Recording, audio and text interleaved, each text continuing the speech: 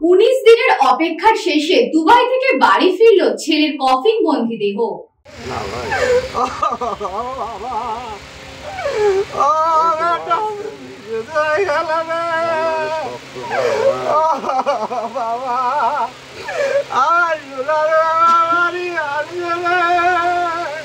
ছেলে হারা বাবা মায়ের একই করুণ আর্তনাদ। ভগবান আজ তাদের কোন পরিণতির সামনে দাঁড় করিয়ে দিল। যে ছেলের ফিরে আসার অপেক্ষায় 2 বছর ধরে দিন গুনছিল বাবা মা, আজ সেই ছেলের নিথর দেহটি দুবাই থেকে কফিন বন্দি হয়ে বাড়ি ফিরল।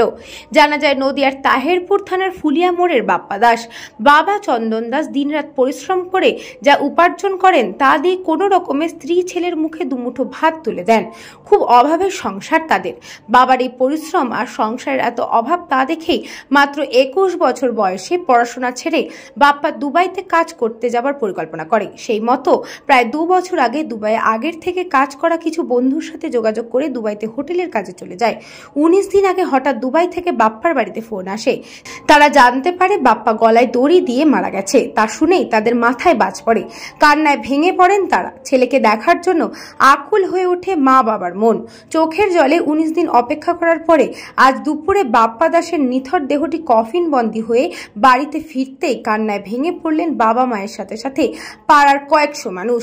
বাবা মা বলেন তার ছেলের প্রেমিকার সাথে বেশ কিছুদিন ধরে নানান বিষয় নিয়ে ঝামেলা চলছিল তাদের অভিযোগ এখানে বসেই ফোনের মাধ্যমে তাদের ছেলেকে নানান বিষয়ে মানসিক অত্যাচার করত ওই মেয়েটা।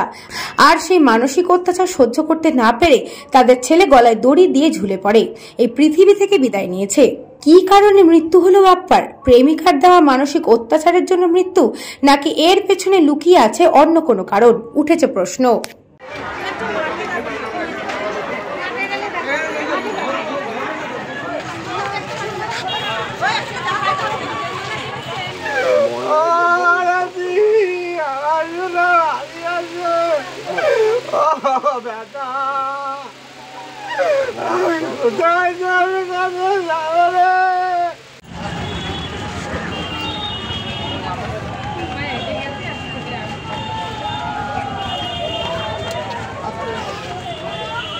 আমার ছেলেটা দুবাই গেছিল। দুবাই যাওয়ার আগে 5 বছর ধরে 5টা বছর ধরে পিন্টার মেয়ের সাথে আমার ছেলেটা প্রেম ভালোবাসা করতো।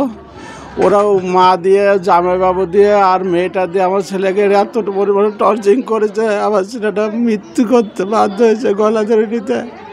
আমি কি বলবো? আমার মেয়েটার নাম সুপ্রিয়া দাস। মেয়েটার বাড়ি কোথায়? এই তো আমাদের রেলপথ লাইন পরে। কতদিন গেছে ছেলে আপনার দুবাইতে? 2 বছর হয়তো 4 মাস মতো বাকি ছিল। না, আমরা কিছু বুঝতে পারি নাই। মেয়েটার সাথে শুনলাম ওর যে বন্ধু বান্ধব ওখানে ছিল, তারা সবাই বললো মেয়েটার সাথে 3 দিন না 4 দিন একভাবে অশান্তি হচ্ছিল। হ্যাঁ, মেয়েটার জন্য এই ব্যবস্থা হয়েছে। আমি মেয়েটার ওর জামাইবাবুর আর ওর মার সবারই আমার ন্যায্য বিচার যেটা সেটাই আমি চাই। আমাদের সবার হয়ে গেছে, আমি কি করবো রে? মেয়েটার লাইন পরে বাড়ি, ওর নাম সুপ্রিয়া দাস, বাবার নাম পিন্টা দাস। আপনি তো মা, ছেলে হিসাবে আপনাকে তো সব কথা বলা উচিত। কিছু বলেছিল আপনাকে?